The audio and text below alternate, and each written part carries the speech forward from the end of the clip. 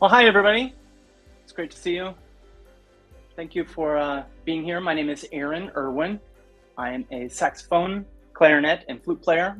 I'm from Brooklyn, New York, and it is very wonderful to be here with you today. Thank you to Gail Boyd and the Alternative Venues for Jazz for having me. I have a new album coming out.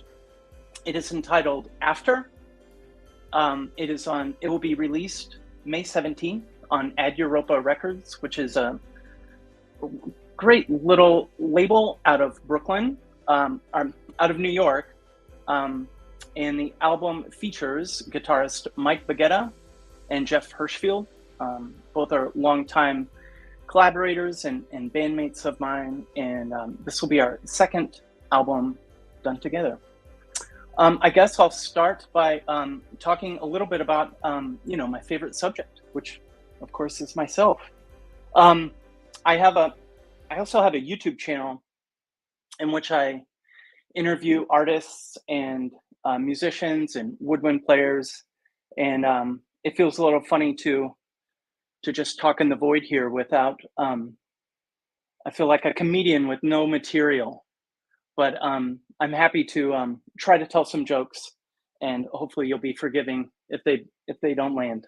But anyway, where am I from? So I am from a small Midwestern town in central Illinois called Decatur, Illinois, and I'm the product of a public school band program.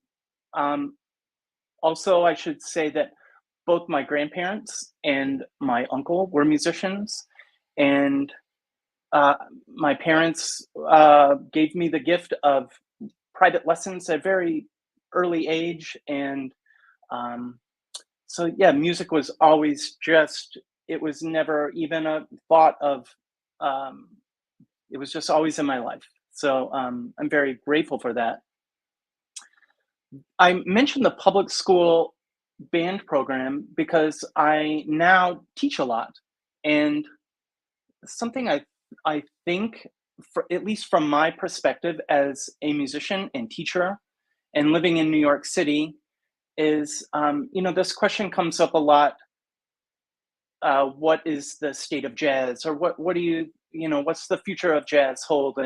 And I don't know that that's not an interesting question, but I think something that is an interesting question, at least to me, is what's the state of like just instrumental music in general? Because at least from my perspective, band programs in the eastern part of the country are shrinking, and I think there's like a struggle for arts funding in high schools and in junior highs, and that is something that over the last 20 years that I've lived in New York has really it's kind of alarming. And I'm wondering, I'm not growing up in the Midwest, had a really it was a very strong band programs.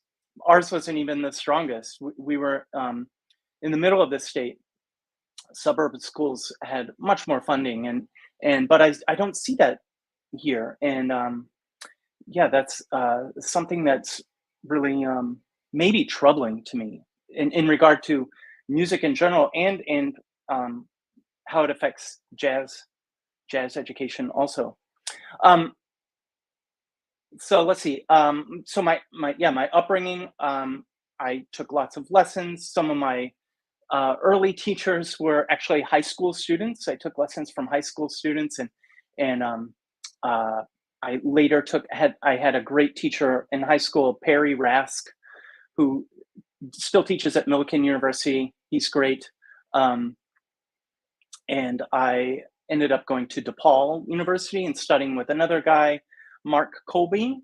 And I studied classical saxophone with Susan Cook, who both were just wonderful. They really kicked my butt. So I'm grateful to both of them. Mark is no longer with us, and I'm very sad about that. But gosh, he was a great teacher and mentor. Then I went to grad school in the University of Miami, and I'm sure many of you know that that's like a very, very great jazz music school. and studied with Gary Keller and Whit Seidner, and yeah, learned a lot there. Then I moved to New York, and I feel like, yeah, I kind of tell people it was sort of like getting your doctorate or something. It's just like confronting the beast, which is New York music scene. Uh, and I took lessons with for a few years with well, I took woodwind lessons, flute lessons with a guy named um, why am I spacing this? Oh, Andrew Sturman, who's an amazing woodwind player. I also studied with Chris Cheek and Rich Perry, and just dug into the music scene of New York. Um, Getting started as a music professional, um, how did that come to be? Well, I think it's no surprise that you get started by just your network of people that you lean on. They recommend you for things. Um, a question that I like to ask other people is, what expectations did you have as a musician before moving here that you that were either met or that have differed? And that's an interesting question to me. I think when I was in my 20s, um, my expectation was just that I wanted to get good, and I think that was a healthy way of being. I didn't have expectations of like I want to be in this band. I know some people may have had kind of a view of like they came to do this and this and this, and I don't think I really had that. But I knew I wanted to get good, and I wanted to get to the bottom of some of this mystique of what it means to be a jazz musician, and I also wanted to further explore woodwind playing, and so I really and I'm that has taken me down a road that has been really really fruitful, and it kind of runs in tangent to my jazz education, has been also to kind of pick up the pieces of um, classical music or repertoire of clarinet and flute repertoire, and studying with other musicians that have no jazz background at all, and to hear their kind of take on music with a capital M. Um, yeah, I think it opened my mind to unexpected avenues of growth. And so that kind of led to more playing opportunities, because I was able to start playing in Broadway shows, and I started touring, playing Broadway shows fairly early on. I played a tour with Oklahoma for a while, and I did just various tours. I toured with the show Avenue Q for a couple years. I don't know if people know that show, but it helped me practice. Basically, it gave me time to practice and get better, and also to write and to compose and kind of like just slowly figure out, how to do this, how to make a living, how to be good at your craft, um, and yeah, all very rewarding. And I guess when I was also in my 20s, I was able to record my first album for a label out of Barcelona called Fresh Sound New Talent, and that was gosh, those albums were really important to me in that I was able to collaborate with some fantastic musicians, some of my heroes. Rich Perry, he was like the first person that I asked to be on my first album, and man, I learned so much by playing with him, and yeah, very grateful to have him be a part of that. And then some of my on some of the other albums, Ben Monder plays on some of the albums, or one of the other albums, and I got Chris Cheek to play on an album, which is great. And yeah, so composing and writing has always been kind of this integral part of my development and my desire. And which brings me to my current project. It's my ninth album as a leader.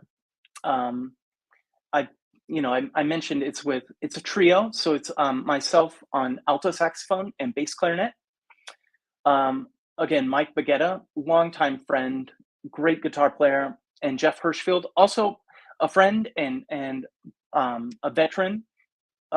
He's just had, I mean, both of them have a depth of history and knowledge of their music and jazz music, and it's just been really uh, a big growing process to write for them. So yeah, I play saxophone and bass clarinet on this album, and Jeff plays drums, and Mike plays guitar. So it's kind of unusual. There's no bass. It's been challenging to write for that instrumentation. In this project, um, I well, how can I describe this? I tried to write music that was in conversation with poems that I found evocative. And I got into, well, I've always been into poetry. It's something that I was interested in high school growing up. I took a great class my senior year of college that was really, really seminal. There's this book that I was introduced to by a poet, Helen Vendler.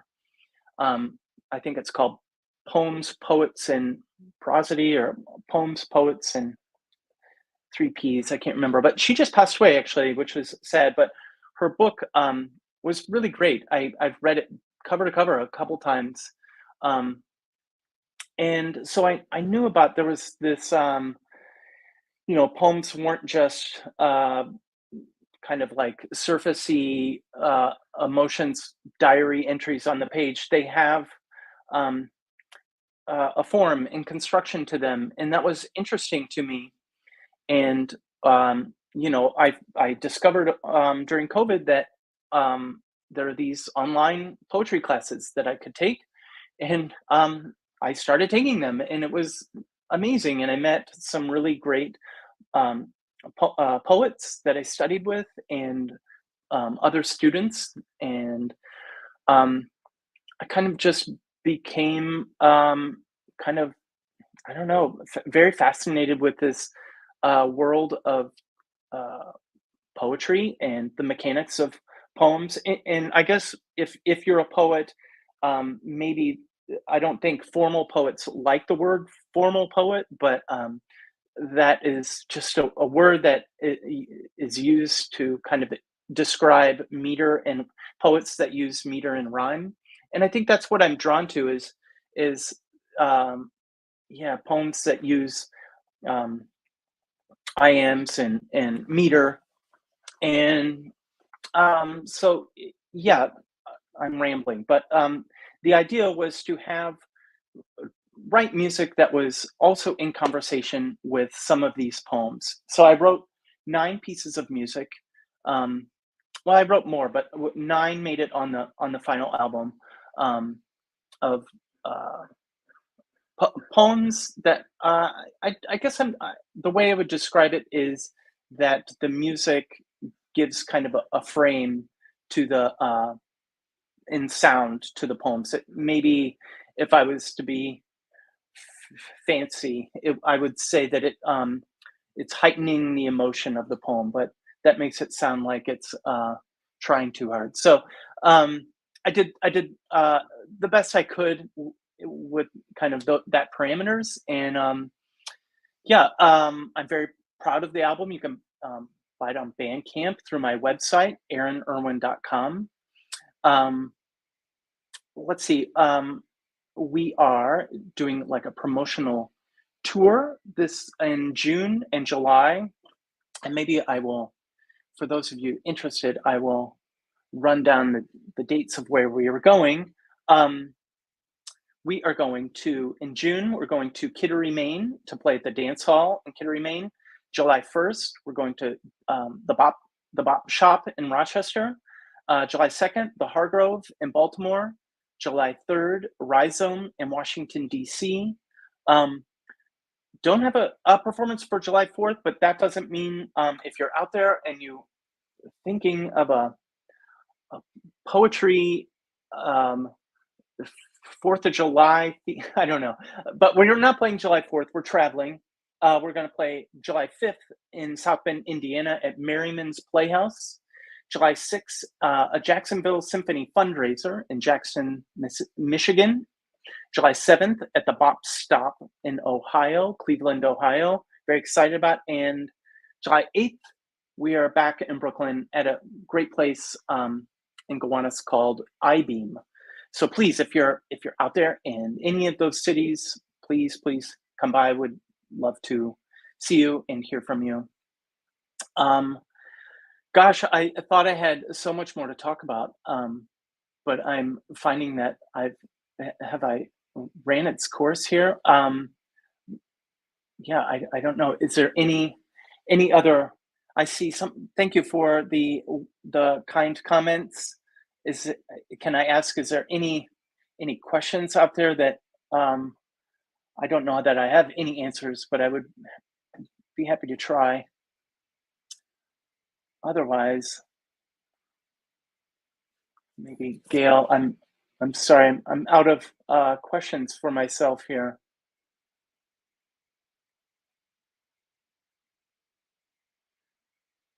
Well, I will just say, oh, I can end early. Oh, great. All right. Well, thank you so much for your time. Thank you, everybody out there, for listening. And again, I'll just plug my album, or you can buy the album through my website at aaronirwin.com.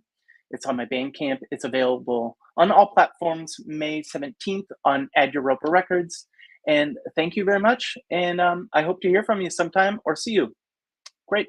Bye.